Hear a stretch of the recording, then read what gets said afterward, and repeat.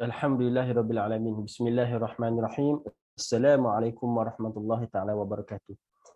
Alhamdulillahirabbil alamin wassalatu wassalamu ala asyrafil anbiya'i wal mursalin wa ala alihi wa sahbihi ajma'in. Amma ba'd.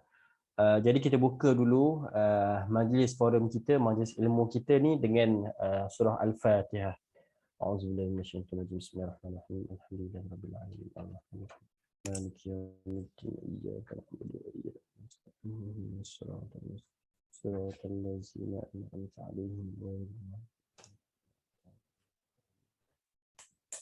Alhamdulillah, terima kasih kepada ahli-ahli panel yang sudi, yang berkelapangan, walaupun tahu masing-masing mungkin sibuk dengan kerja masing-masing, tapi alhamdulillah dapat meluangkan masa.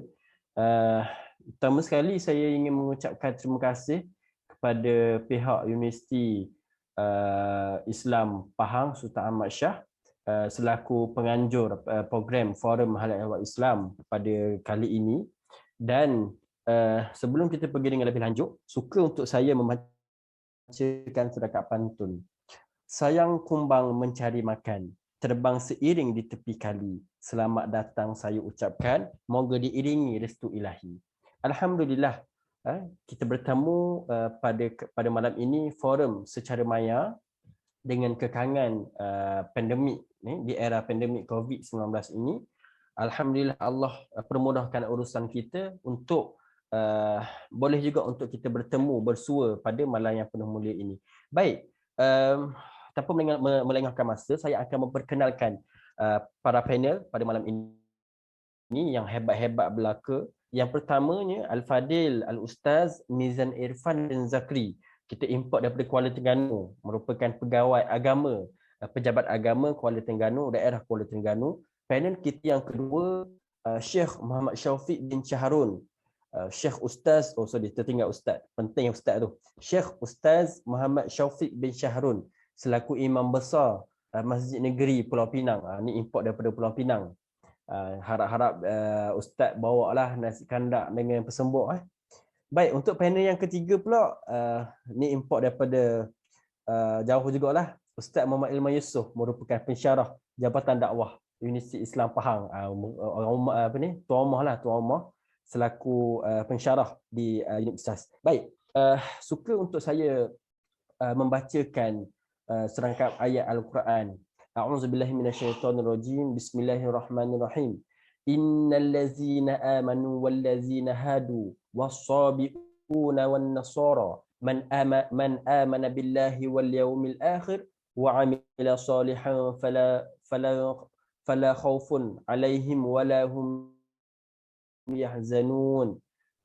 Terjemahannya, sesungguhnya orang yang beriman dan orang-orang Yahudi, orang-orang Sabi'in dan orang-orang Nasrani, sesiapa sahaja di antara mereka yang beriman kepada Allah Subhanahu Wa Taala dan hari akhirat serta beramal soleh, maka tidaklah ada kebimbangan, yakni dari berlakunya kejadian yang tidak baik terhadap mereka, dan mereka pula tidak akan berduka cita. Daripada surah Maidah ayat 69. Baik, untuk soalan yang pertama ni, soalan ni ringan dahulu. Saya tertarik kepada satu part di dalam ayat ini, iaitu sesiapa sahaja di antara mereka yang beriman kepada Allah dan hari akhirat. Baik, saya akan terus kepada panel kita yang pertama, iaitu Ustaz Mizan. Bolehkah Ustaz terangkan secara ringkas mungkin pengertian beriman, pengertian ataupun definisi beriman kepada Allah dan hari akhirat? Dipersilakan Ustaz. Tafadhal mashkura. Auzubillahi minasyaitonirrajim. Bismillahirrahmanirrahim. Alhamdulillahirabbil alamin. Wassalatu wassalamu ala asyrafil anbiya'i wal mursalin wa ala alihi wa sahbihi ajma'in. Terima kasih Tuan Moderator, iaitu Tuan Ali. Seterusnya yang saya hormati ahli panel, serta saya kasihi hadirin hadirat yang dirahmati Allah sekalian. Saya ulang sekali lagi ayat yang dibacakan oleh moderator tadi, iaitu innal ladzina amanu wal ladzina hadu was-sabiuna wan nasara man amana billahi wal yawmil akhir wa 'amila salihan fala khaufun 'alaihim wa lahum yahzanun. Sesungguhnya orang mukmin orang-orang Yahudi, As-Sabi'in dan orang-orang Nasrani. Siapa sahaja di antara mereka yang benar-benar soleh, maka tidak ada kebimbangan terhadap mereka dan tidak pula mereka bersedih hati. Allah Subhanahu Wa Taala menyebut, innal ladzina amanu, sesungguhnya orang-orang yang beriman. Apakah sebenarnya maksud iman itu? Menurut Syekh Ibnu Utsaimin, iman adalah pengakuan yang melahirkan sikap menerima dan tunduk patuh. Kata beliau, makna ini selari dengan makna iman dalam istilah syar'iyyah. Adapun secara istilah, dalam mendefinisikan iman manusia mempunyai berbagai pendapat. Imam Malik, Imam Syafi'i, Imam Ahmad dan sebagainya berpendapat bahawa definisi iman itu adalah pembenaran dengan hati, pengakuan dengan lisan dan amal dengan anggota badan.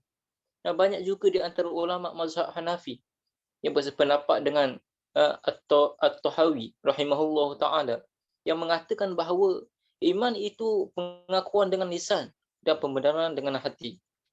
Dan ada pula yang mengatakan bahawa pengakuan dengan lisan adalah rukun tambahan sahaja dan bukan rukun asli. Ini adalah pendapat Abu Mansur Al-Maturidi rahimahullah ta'ala dan Imam Abu Hanifah. Secara umumnya, iman itu dimaksudkan dengan pembenaran dengan hati.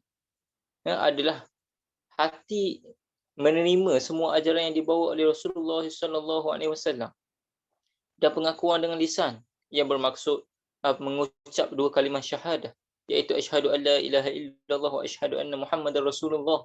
Seterusnya perbuatan dengan anggota badan yang bermaksud amal hati dengan gambaran yakin dan beramal dengan anggota badan yang lainnya dengan melakukan ibadah-ibadah sesuai dengan kemampuannya. Kemudian maksud tidak bimbang dan tidak berduka cita sebenarnya dikaitkan dengan perasaan seorang Muslim yang dinasihatkan oleh Allah Subhanahu Wa Taala supaya tidak bimbang dan tidak berduka cita terhadap perilaku atau tindakan orang kafir. Dan saya rasa cukup sekadar ini untuk permulaan forum kita. Baik, Alhamdulillah. Terima kasih kepada Al-Fadil Ustaz atas perkongsian berkenaan dengan pengertian beriman kepada Allah. Jadi, begitu pentingnya iman bagi seseorang Muslim ini untuk kita hidup dengan corak yang telah dicorakkan oleh agama Islam. Baik, untuk soalan yang kedua, berkenaan dengan ayat tadi juga, saya tertarik kepada perkataan amal soleh. Jadi untuk panel yang kedua iaitu Syekh Muhammad Syaufiq, boleh tak Syekh Ustaz terangkan bagaimana seseorang kita ni sebagai pendosa, sebagai seorang pendosa yang sentiasa lara dengan Allah Subhanahu Wa Taala, bagaimana cara untuk menjadi seorang yang beramal soleh. Jadi tafadhal mashkura. Silakan Ustaz. Assalamualaikum dan salam sejahtera kepada sidang penonton dan juga moderator bagi Forum Hal Ehwal Agama yang nampak sungguh bersedia pada hari ini. Alhamdulillahirabbil alamin wal aqibatu lil muttaqin wala udwana illa 'alal zalimin. Wassalatu wassalamu ala asyrafil anbiya'i wal mursalin sayyidina Muhammadin wa ala alihi wa sahbihi ajmain.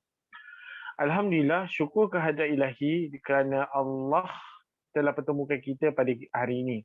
Berbalik kepada persoalan yang diajukan kepada saya sebentar saja. Jadi sebenarnya kita perlu tahu apa itu amal soleh. Untuk pengetahuan anda semua, amal soleh ini merupakan apa saja amalan orang Islam yang meliputi gerak hati, yang ini termasuk akal, pengucapan lisan dan juga perlakuan anggota tubuh badan, yang ini termasuk panca indera mengikut syariat Islam. Amal itu juga perlu disertakan dengan niat yang ikhlas kerana Allah Subhanahu Wa Taala, mengikut rukun, syarat dan juga cara yang betul dan tidak dicampuri oleh perkara maksiat dan perkara-perkara yang membatalkannya dan merosakkannya. Oleh itu, melalui ini saya boleh simpulkan ada dua cara untuk menjadi seorang yang beramal soleh supaya kehidupan kita sentiasa dimudahkan dan diberi keberkatan oleh Allah Subhanahu Wa Taala. Yang pertama, kita perlu mengikuti segala perintah Allah yang telah disyariatkan buat kita semua, sama ada ia termaktub di dalam Al-Quran maupun Al-Sunnah, seperti persyariatan pemakaian menundukkan pandangan lelaki, menunaikan solat 5 waktu sehari semalam dan juga lain-lain. Ini kerana ia dapat mengikuti dengan segala perintahnya, maka kehidupan kita bukan sahaja dalam keadaan yang tenang, malahan ia juga dapat mendisiplinkan umat Islam agar menjadi manusia yang lebih baik di muka bumi ini. Firman Allah Subhanahu Wa Taala dalam surah An-Nisa ayat 59, mafhumnya, wahai orang-orang yang beriman, taatlah kamu kepada Allah dan taatlah kamu kepada Rasulullah dan juga ulil amr, ini orang yang lebih berkuasa daripada kamu. Dan kemudian jika kamu berselisihan pendapat dalam satu perkara, maka kembalikan ia kepada kitabullah, iaitu Al-Quran, dan juga Rasul, iaitu sunnahnya. Jika kamu beriman kepada Allah dan hari akhirat, dan demikian itu adalah lebih baik bagi kamu dan lebih elok kesudahannya. Manakala yang kedua pula ialah kita perlu meninggalkan segala perkara yang telah dilarang oleh Allah Subhanahu Wa Taala, kerana ia secara hakikinya mampu mendatangkan kemudaratan yang lebih daripada manfaat yang bakal kita perolehi, seperti melakukan jenayah, menghadik kedua muka kita, memakan wang riba dan juga lain-lain. Perkara ini terang-terangan melanggar daripada batas syariat Islam yang telah ditetapkan. Jika kita terjerumus dengan melakukan perkara yang dilarang oleh Allah, maka kehidupan kita akan menjadi serba tidak mencukupi, sering bimbang dan juga khawatir tentang diri sendiri dan keluarga. Dan juga dalam masa sama, bukan itu saja, ia mampu memberi kesan yang mendalam buat orang lain yang berada di samping kita, kerana perbuatan yang salah akan sentiasa dipandang serong oleh masyarakat di luar sana. Oleh itu, elakkan diri daripada melakukan perkara yang telah ditegak oleh Allah Subhanahu Wa Taala. Itu sahaja daripada saya. Sekian, terima kasih. Kembali kepada moderator. Baik, alhamdulillah. Terima kasih kepada Al-Fadil Sheikh Muhammad Syaufiq daripada langsunglah daripada Pulau Pinang. Jadi saya boleh rangkumkan ataupun simpulkan poin Sheikh tadi kepada perkataan takwa. Takwa ini, apa maksud dengan takwa? Iaitu secara mudahnya kita buat apa yang Allah suruh, kita tinggal apa yang Allah larang. Konsepnya begitulah. Baik, untuk yang ke panel, kita akan beralih kepada panel yang ketiga. Saya sebagai pelajar unit usaha ni memang selalulah jumpa Ustaz Ilman ni. Banyak-banyaklah bagi markah-markah kesian kat saya kan. Okey, baik. Jadi soalan untuk panel kita yang ketiga, Ustaz Muhammad Ilman, bagaimanakah beriman kepada Allah dan beramal soleh ini dapat mengurangkan sifat kebimbangan yang ada dalam diri kita sebagai seorang Muslim ini? Dipersilakan Ustaz. Terima kasih. A'udzubillahi minasyaitonirrajim. Bismillahirrahmanirrahim. Alhamdulillahirabbil alamin wassalatu wassalamu ala asyrafil anbiya'i wal mursalin wa ala alihi washabihi ajma'in. Qala rabbi shrah li sadri wa yassir li amri wahlul 'uqdatam min lisani yafqahu qawli, amma ba'd.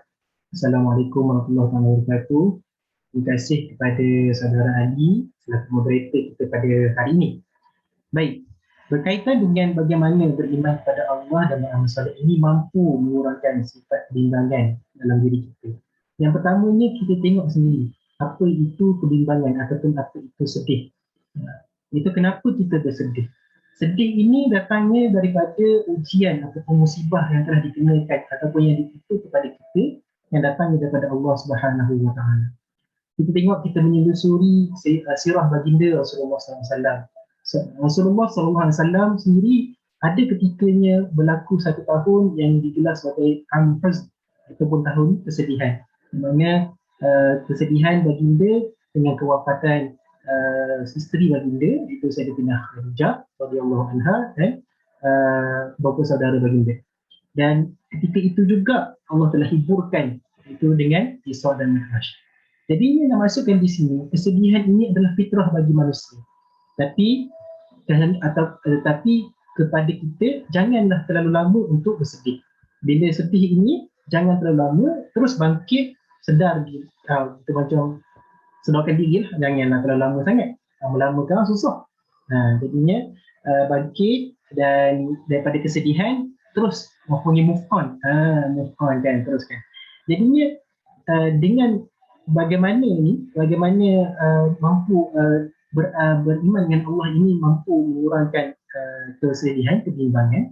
Kita yakini bahawa segala apa yang berlaku dalam diri kita ataupun dalam dunia ini adalah ketetapan Allah Subhanahu Wa Taala. Di dalam rukun iman, rukun iman yang 6, yang terakhir itu ada qada, mempercayai qada dan qadar Allah Subhanahu Wa Taala. Segala apa yang berlaku pada diri kita, contoh jodoh, rezeki, bagaimana kehidupan kita, mati bila, Allah dah tetapkan dari kita, untuk diri kita sejak daripada 4 bulan kandungan. Jadi kalau kita dah beriman dengan perkara tersebut, kita dah yakin bahawa segalanya adalah ketentuan Allah Subhanahu Wa Taala.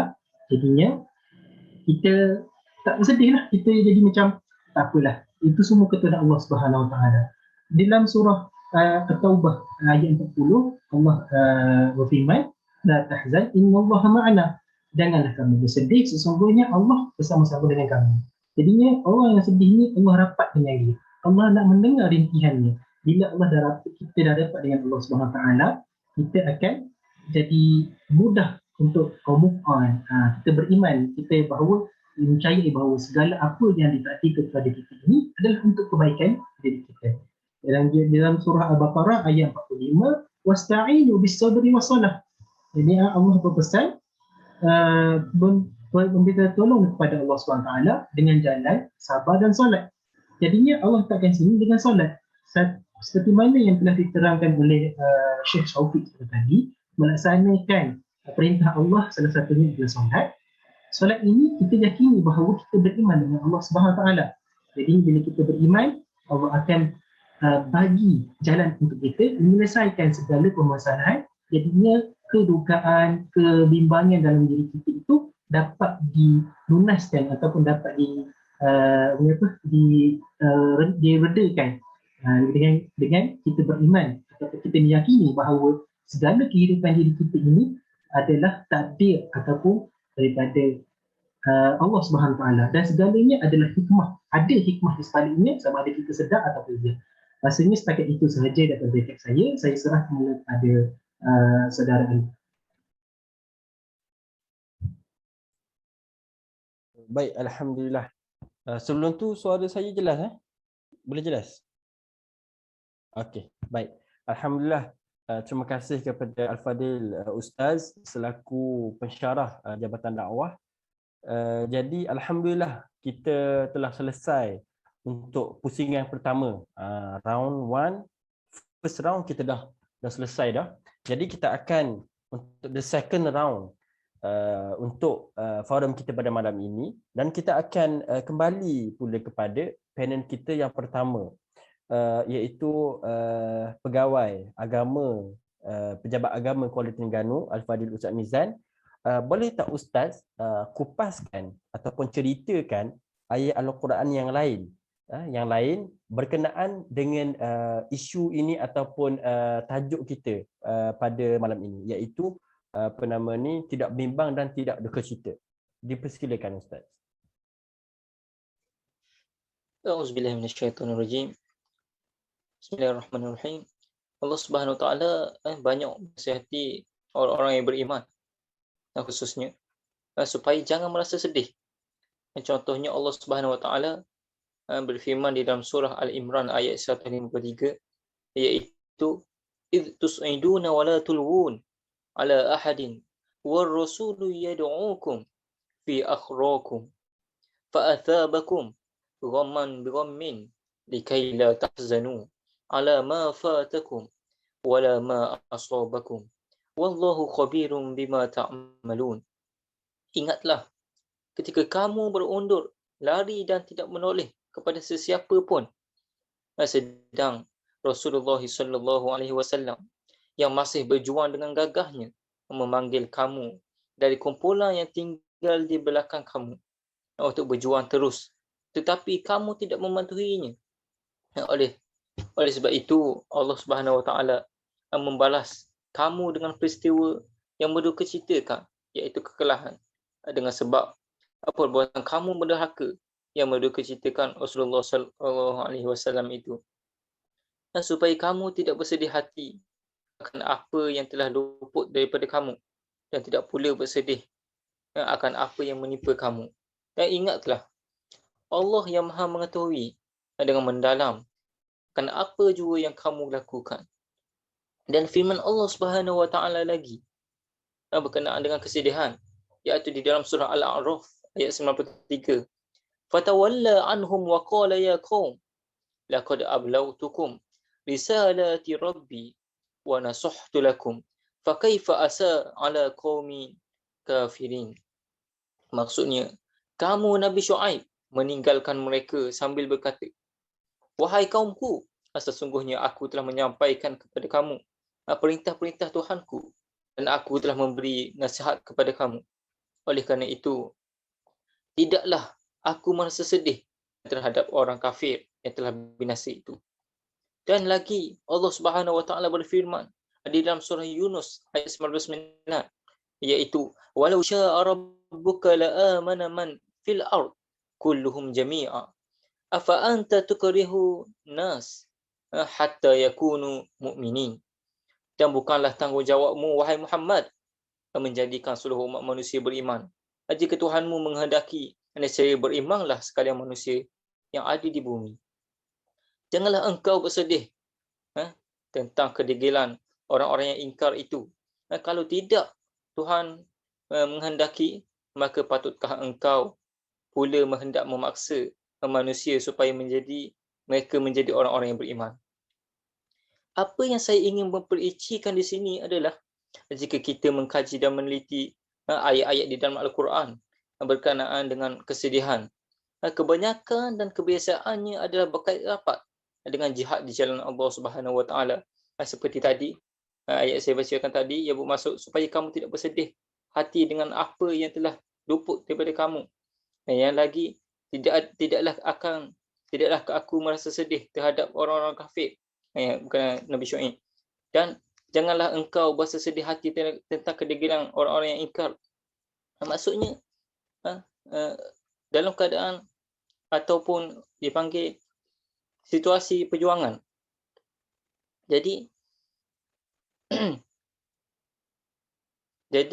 dengan jihad jalan Allah Subhanahu Wa Taala, khususnya di dalam dakwah ini, dan nasihat ini juga boleh jadikan pedoman ataupun pedoman untuk kita mengaplikasikan di dalam kehidupan kita seharian. Saya harap ini sudah menjawab persoalan yang diberikan tadi.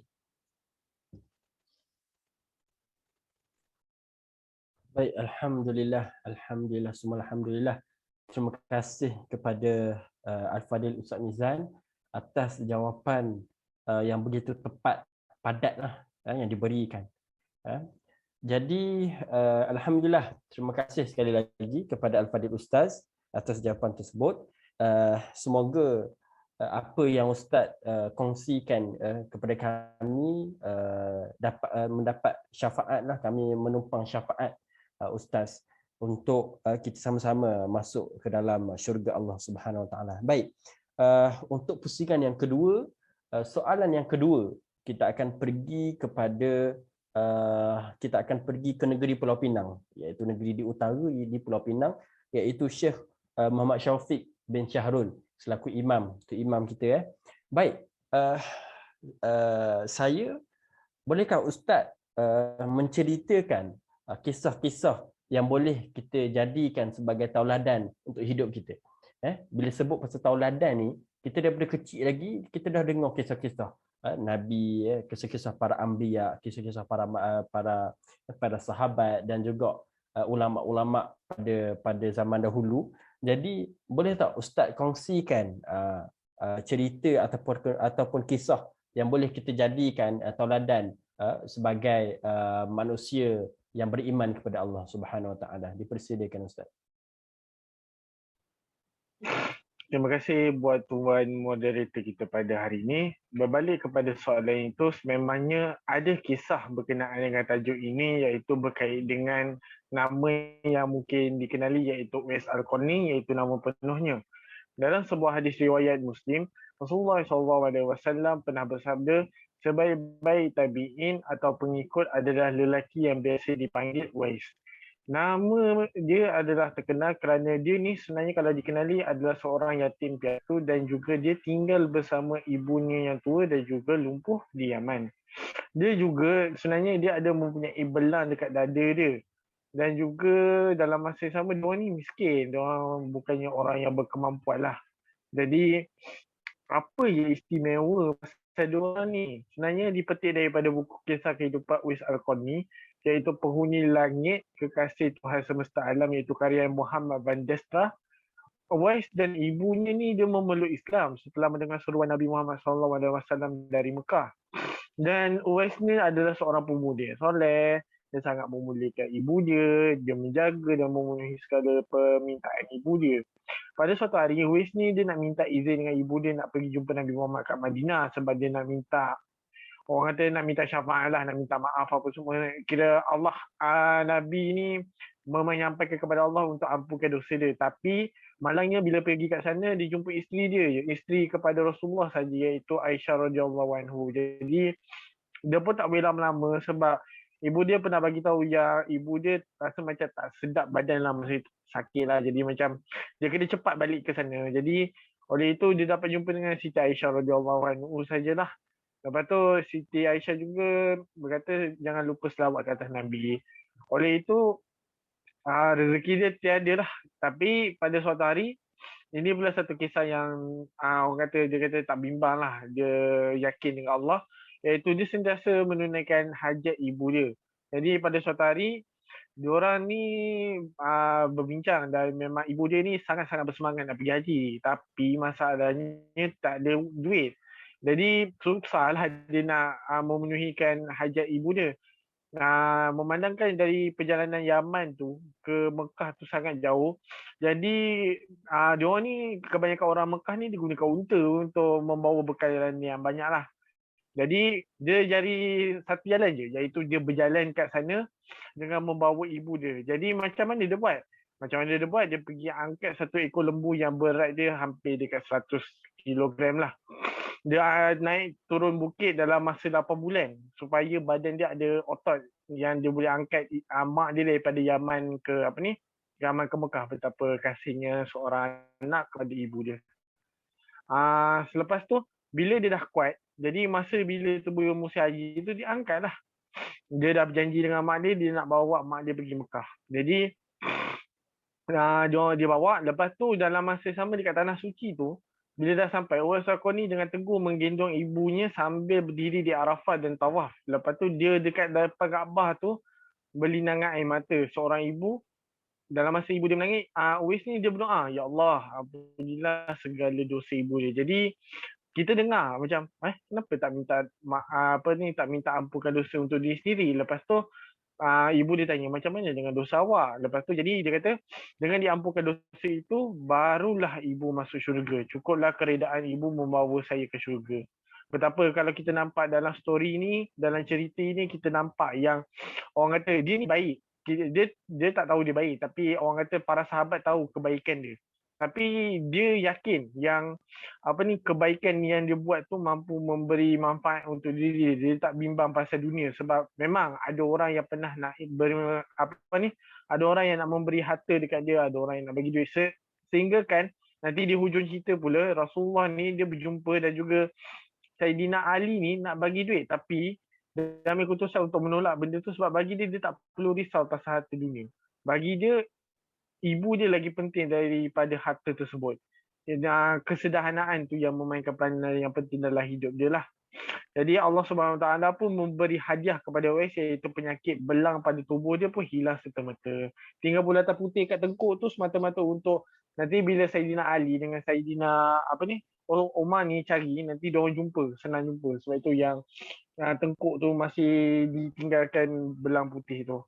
Dan Alhamdulillah, syukur kepada Allah kerana mereka dapat menjumpai Uwais, dan juga seperti pesan Nabi, Umar dan juga Ali meminta Uwais untuk mendoakan mereka agar diampuni oleh Allah.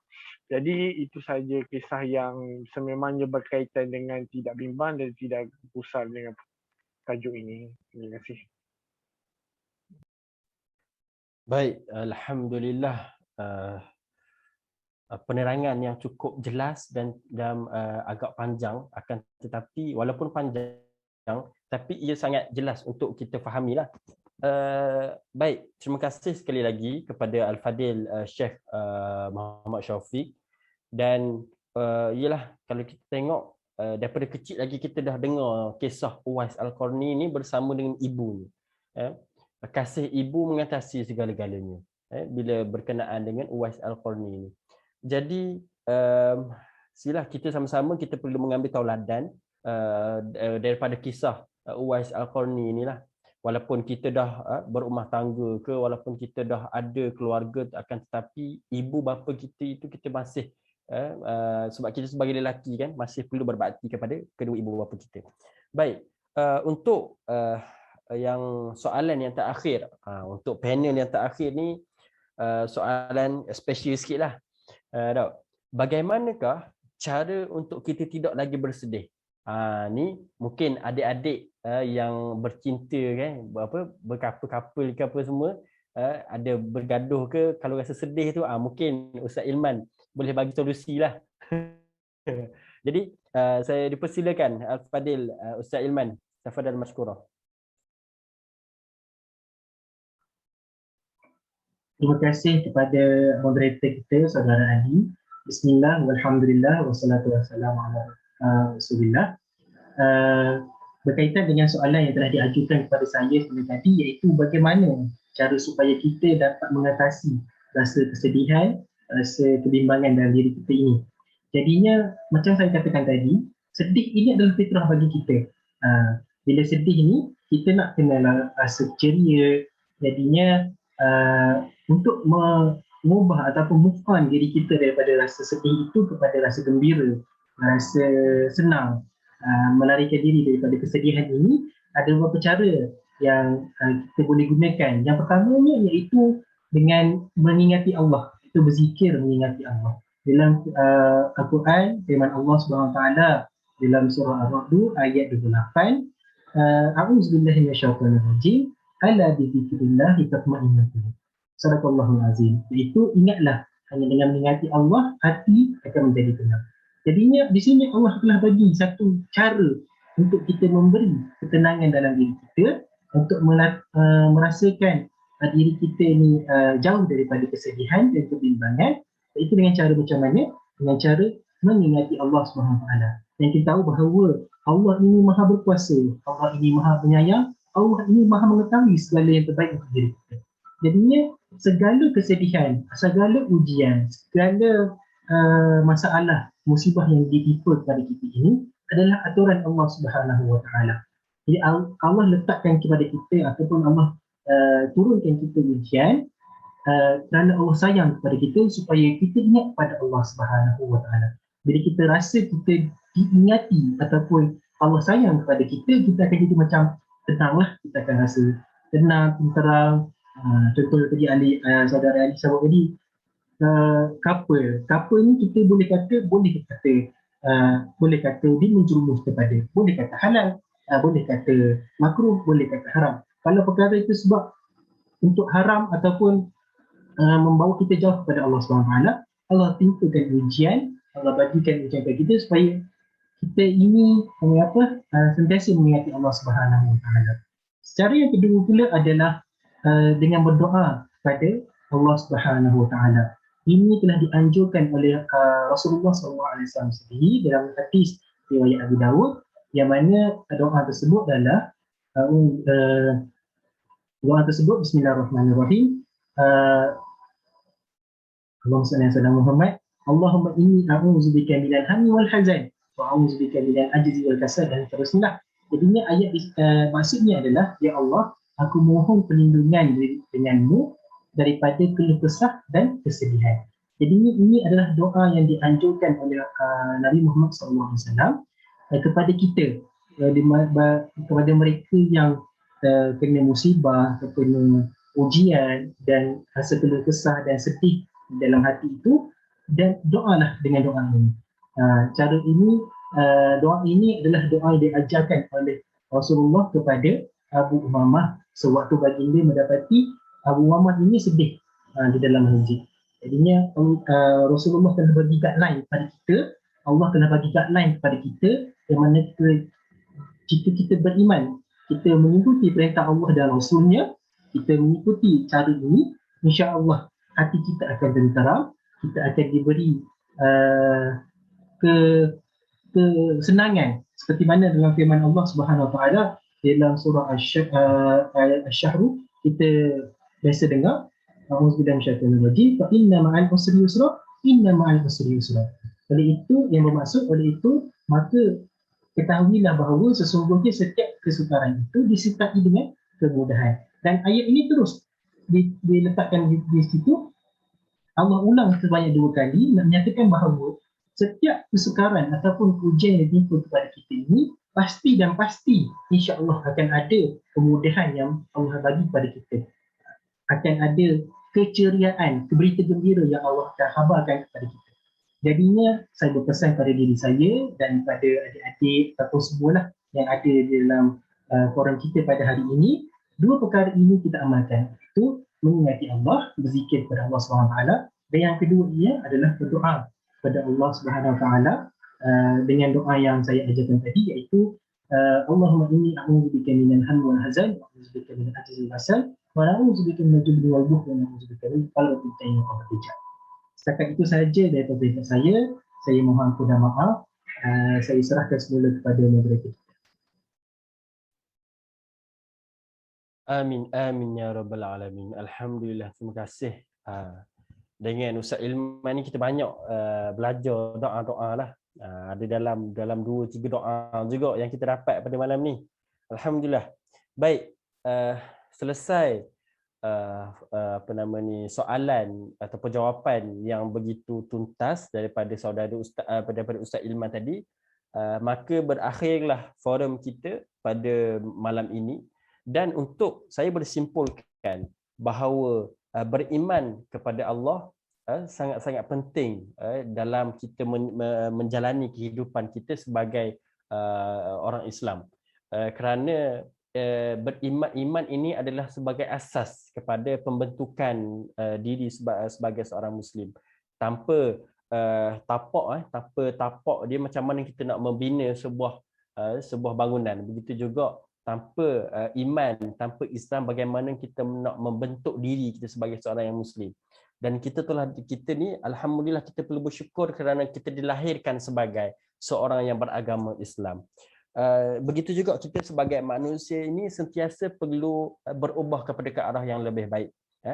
Fastabiqul khairat, kita berlumba-lumba dalam melakukan kebajikan, berlumba-lumba dalam melakukan kebaikan.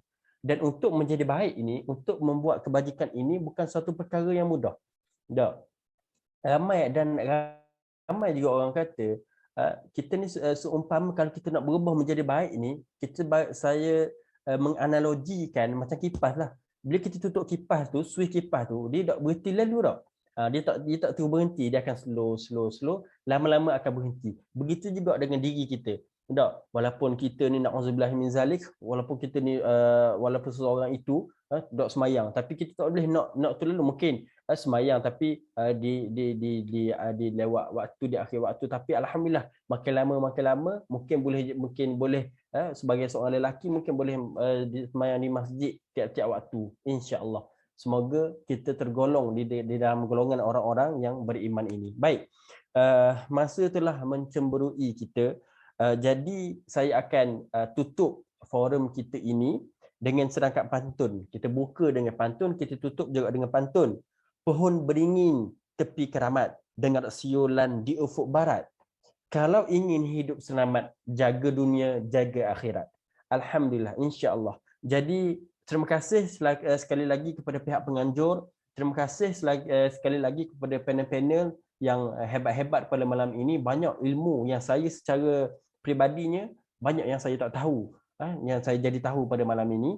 Dan terima kasih sekali lagi kepada pihak penganjur dan juga yang telah menyediakan forum. InsyaAllah kita akan bersua pada lain hari, lain kali, insyaAllah dengan izin Allah. Jadi kita tutup majlis kita dengan tasbih kafarah dan suratul Asr. Subhanallahumma wa bihamdihi. Bismillah. Wal 'asr innal insana lafi Assalamualaikum warahmatullahi wabarakatuh. Roh. Neh. Kita buang yang keruh, kita ambil yang jernih, insya-Allah.